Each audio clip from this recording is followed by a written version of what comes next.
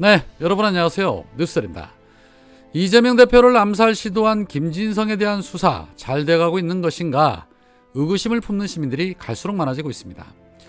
경찰은 범인이 단독범이라고 진술했다라고 발표를 했습니다. 그러나 헤럴드 경제가 단독 보도한 내용에는 CCTV 화면에 벤츠 차량에서 범인이 내리는 장면이 보도가 됐고 이후 12시간 정도가 지난 이후부터 여러 매체들은 그곳에 범인을 내려준 벤츠 차량은 이재명 대표의 지지자라며 공범이 아닐 가능성이 있다라고 보도를 하기 시작을 했죠. 급기야 경찰은 어제 범인을 태워줬다는 차주인 이재명 대표의 지지자를 참고인 신분으로 불러 조사를 한 뒤에 조사 내용은 확인해 줄 수 없다라고 말했고 지지자에 대해서는 피의자 신분으로 전환하지 않았다라고 밝혔습니다. 이에 어제 권칠승 대변인은 지난 2일 발생한 이재명 대표 테러 사건 피의자 김씨가 범행 전날 모텔 앞에서 의문의 차량에서 내린 장면이 CCTV에 포착이 됐다. 해당 차량은 김씨를 숙소에 내려주고 바로 현장을 떠난 것으로 확인이 됐다. 부산경찰청은 지난 3일 브리핑에서 피해자가 공범은 없고 개인적으로 범행했다고 진술했다고 밝힌 바 있다. 하지만 김씨를 모텔까지 데려다준 차량이 존재했다는 사실이 드러남에 따라 해당 차량 운전자의 신원과 김씨와의 관계를 반드시 확인을 해야 한다. 경찰은 이번 사건의 범행 동기와 공범 여부에 대해 한 점의 의혹도 남지 않도록 엄정하고 신속하게 수사할 것을 촉구한다라고 말했습니다. 결국은 민주당도 의심스럽다는 소리죠. 그야말로 한 점 의혹이 없는 수사여야 하는데 투입된 인원에 비해서 수사 속도가 너무 더딘 것 아닌가 하는 그런 생각과 정말 참고인으로 소환 조사했다는 이재명 대표의 지지자라는 분이 저 벤츠 차량의 소유주가 맞는 걸까 하는 그런 궁금증이 생깁니다. 이재명 대표의 지지자였다라면 사건이 발생한 날 범인의 얼굴을 본 즉시 경찰에 신고를 했을 테니까요. 자, 그런 가운데 제명인의 마을 카페에는 이런 글이 올라와 있었습니다.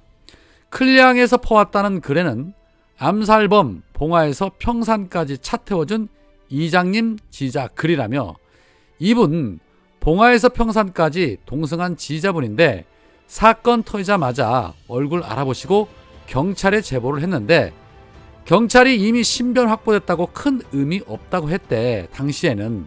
근데 오늘 갑자기 연락 와서 CCTV 보고 연락했다고 이거 헤럴드 경제 벤츠 CCTV 단독 기사 때문에 물타기 하려고 이러는 거 아님? 이라는 글과 평산에 같이 간 지인 차량 블랙박스에 범죄자 얼굴이 찍혔다. 나는 이런 새끼랑 같이 동승했다는 것도 소름이 끼치고 대표님을 지키지 못해서 너무 죄송하기도 하다.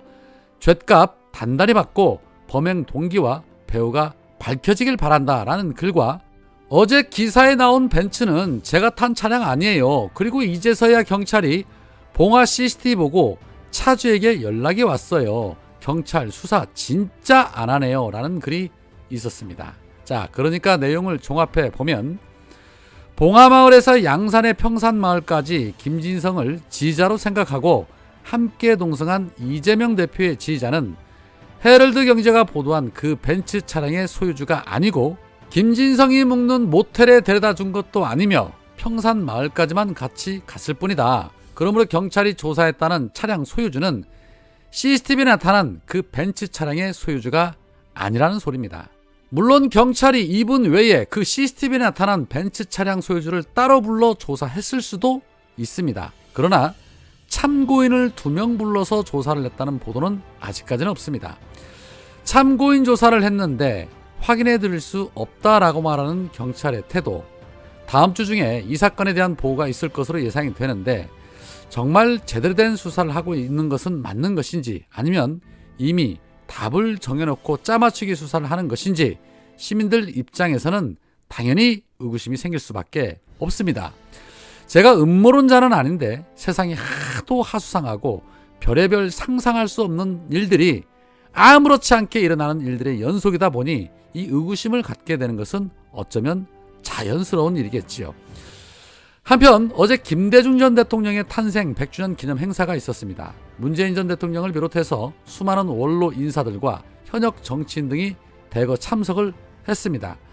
자, 그런데 사진 촬영에 앞서서 문재인 전 대통령과 김정숙 여사가 인사들과 악수를 나누던 중에 한동훈이 김정숙 여사에게 저렇게 인사를 했는데 김정숙 여사가 한동훈을 개무시하는 장면이 포착이 됐고, 조선일보는 이게 무척이나 열받았는지 정중하게 인사한 한동훈, 김정숙은 쳐다보곤 이라는 보도를 냈습니다.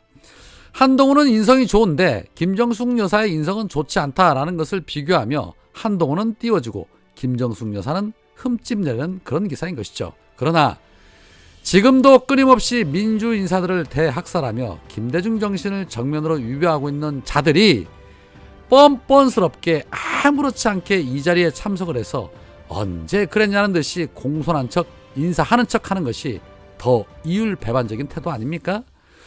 이날 문재인 전 대통령 축사에서 대놓고 윤석열 정권을 후려쳤습니다. 주요 발언입니다.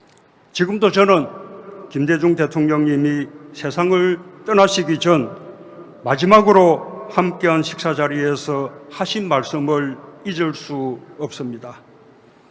그 자리에서 대통령님은 민주주의 위기, 민생 위기, 남북관계 위기의 3대 위기를 통탄하면서 나는 이제 늙고 병들어 힘이 없으니 젊은 당신들이 나서서 야권 통합으로 힘을 모으고 반드시 정권 교체를 이루라고 신신당부하셨습니다. 그 당부는 우리 후배들에게 남긴 김대중 대통령님의 마지막 유언이 되었고, 제가 정치에 뛰어들게 된 중요한 계기가 되었습니다. 그리고 그 유지에 따른 야권 대통합으로 민주통합당이 창당되었고 끝내 정권 교체를 해낼 수 있었습니다. 그러나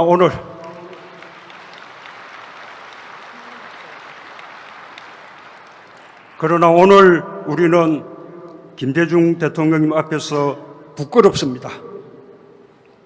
대통령님이 염원했던 세상이 다시 멀어지고 있고 세상이 거꾸로 가고 있습니다. 민주주의는 다시 위태롭고 국민 경제와 민생이 날로 어려워지고 있습니다.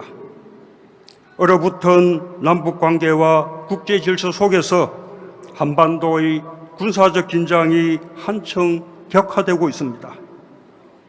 끊임없이 이어지는 적대와 보복의 정치, 극도로 편협한 이념의 정치로 국민 통합도 더욱 멀어졌습니다. 정치가 다시 희망을 만들어내지 않으면 안 됩니다. 다시 마주한 위기 앞에서 김대중 대통령님의 마지막 유언처럼 우리는 또다시 민주주의, 민생, 경제, 평화의 가치 아래 단합하고 통합해야 합니다. 엄혹한 겨울을 이겨낼 힘도, 다시 역사를 전전시켜낼 힘도, 나라를 다시 일으켜 세우자는 국민들의 절박함과 간절함에 있습니다. 그 절박함과 간절함을 우리 정치가 받들어야 합니다. 오늘 이 자리가 김대중 정신과 가치를 되살리고 실천을 모색하는 자리가 되길 희망합니다. 김대중 정신과 가치가 실천을 통해 꽃을 피워나갈 때 김대중 대통령님은 죽었어도 영원히 우리와 함께할 것이며 역사는 계속 전진해 나갈 것입니다. 감사합니다.